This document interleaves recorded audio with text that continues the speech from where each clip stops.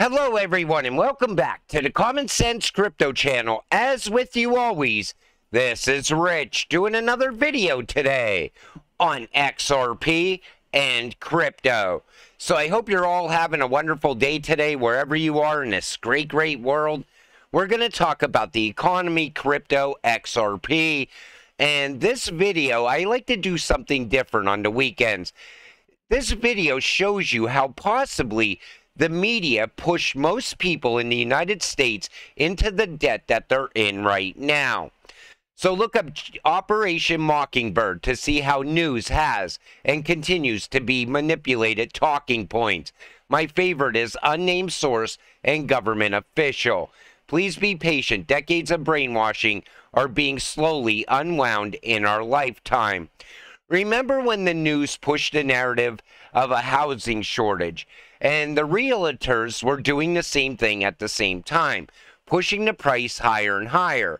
But BlackRock is also controlling the housing market. A lot of houses sit empty around the United States right now, owned by Vanguard and BlackRock. The average rent for an apartment in the U.S. is $1,702.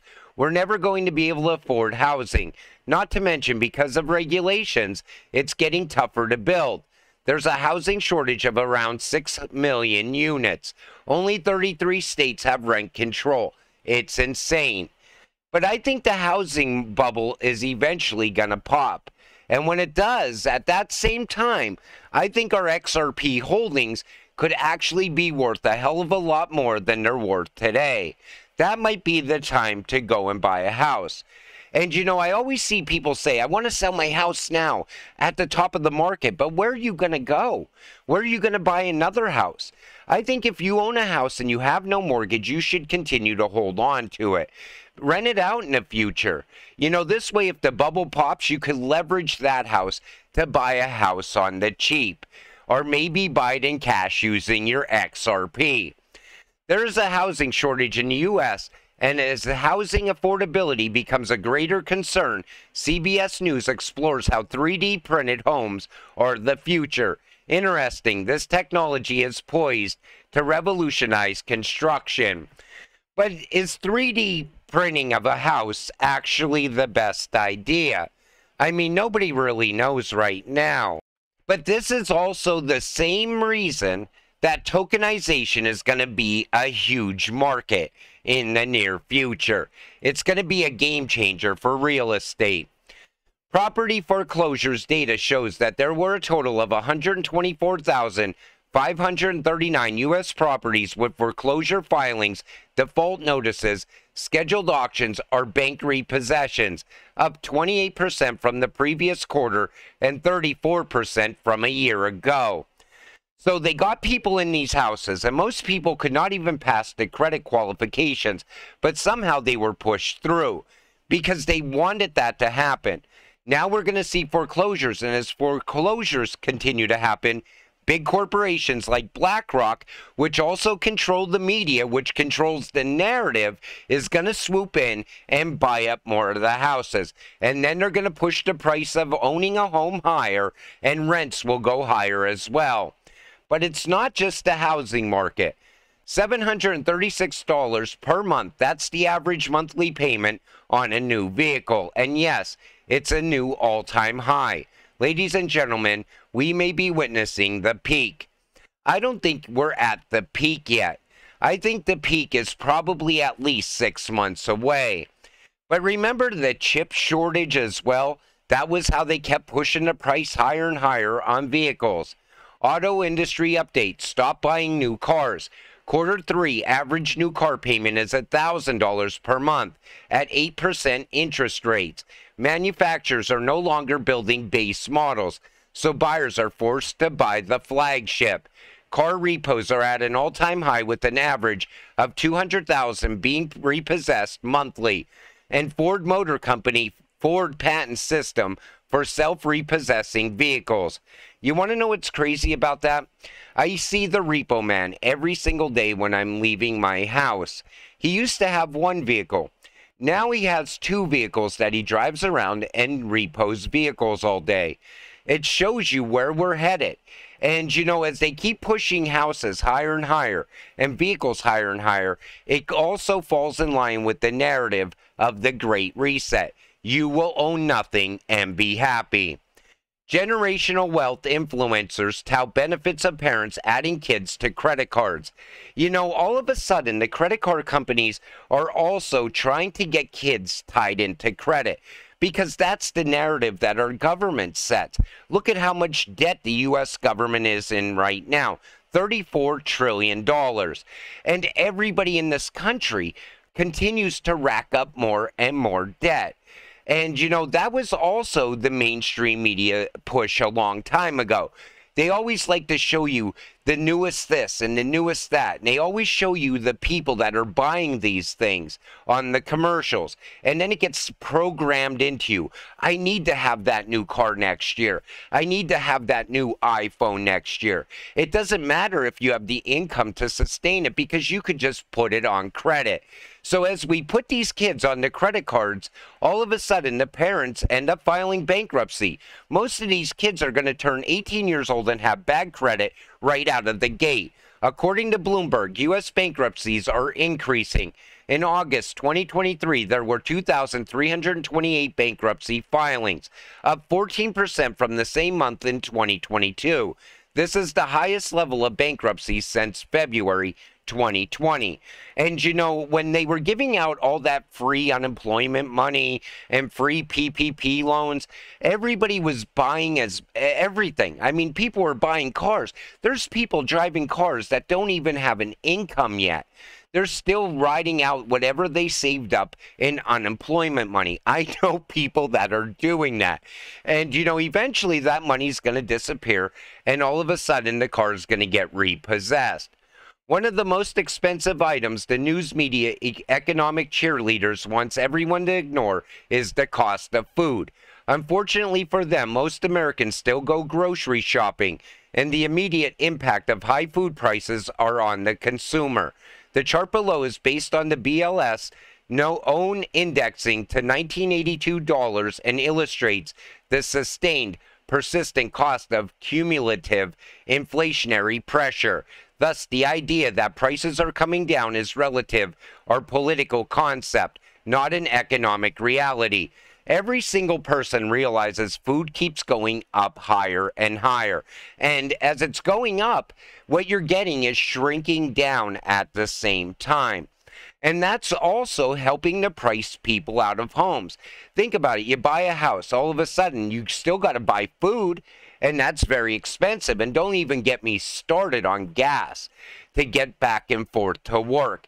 I mean, they're just pricing us out of everything. I think it's all part of the Great Reset. Gold, price action this week. So gold just hit $2,000. But it's not all over the mainstream media news yet, so the top isn't in yet. It's going to go much higher.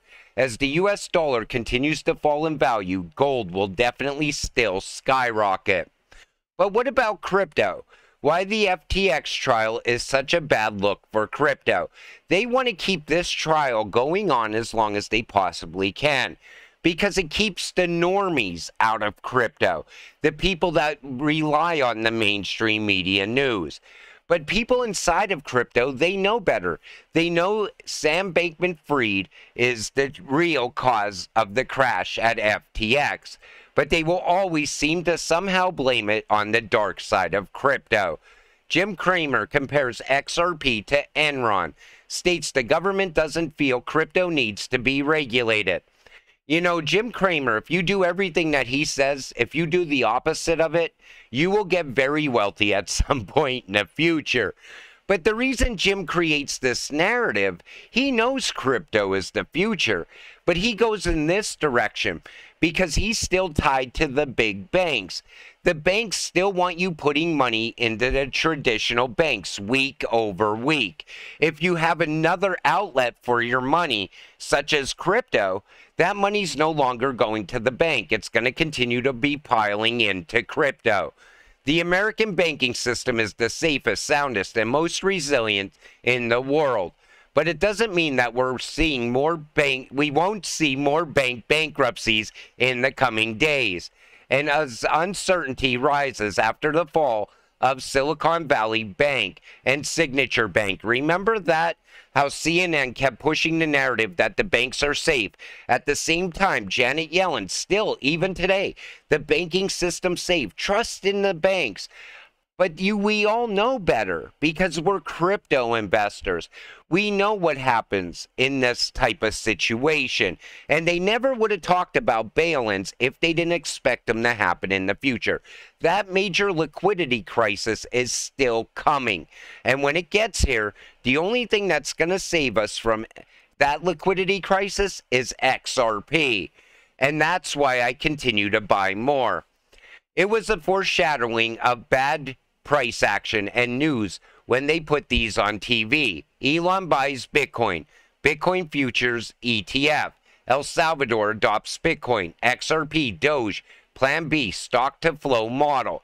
So why is this time different when they blast black Bitcoin ETF on the news?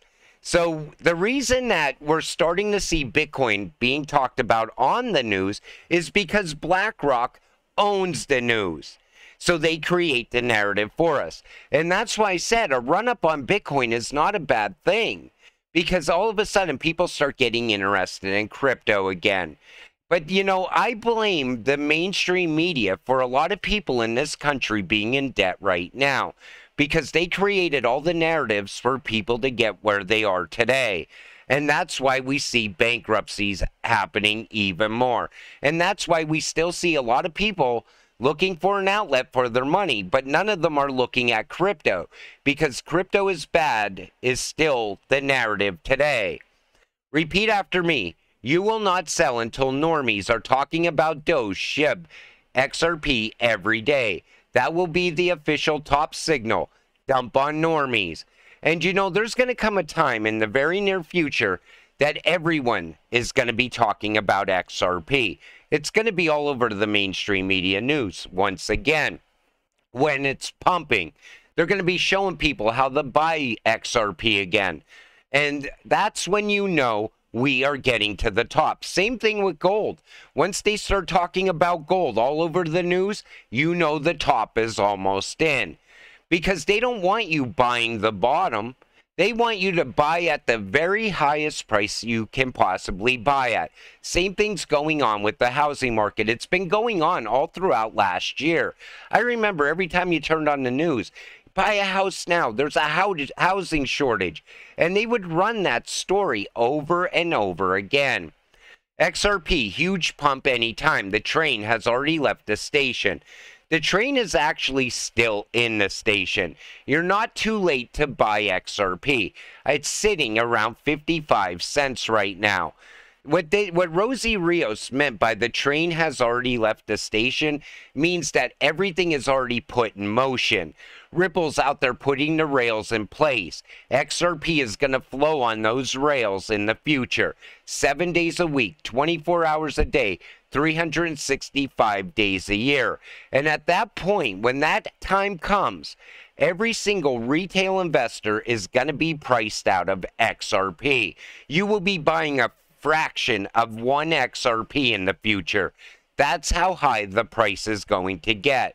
And a lot of people will try to convince you that based on previous cycles and market cap, we can never get there. It's already going to happen. Because you can't move trillions and trillions of dollars at a cheap price XRP. It has to be at a much, much higher price. But until then, stay patient, stay positive. Everything's coming together perfectly. Let's get rich together. With that said, I'm going to wrap this one up. I want to thank you all for watching. I appreciate all of you. I'll see you in the next one. Have a great night.